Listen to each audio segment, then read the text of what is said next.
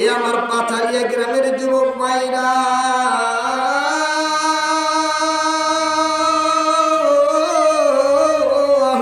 এ আমার তালতলা বাজারের ভাইরা, সবাইকে আমি উদ্দেশ্য করে বলতেছি, আল্লাহর নবী বলেন, নবী সাল্লাল্লাহু আলাইহি ওয়াসাল্লাম, আত্তাইবু মিনাজ যামবি কামাল্লা যামবালা।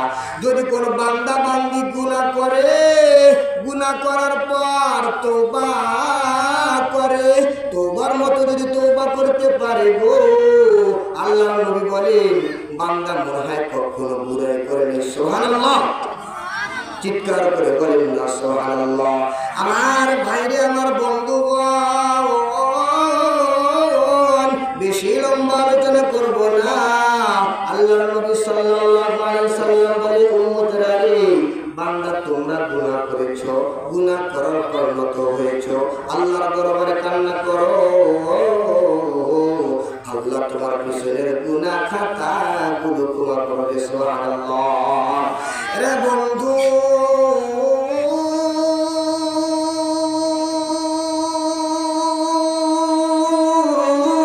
আল্লাহু আকবার।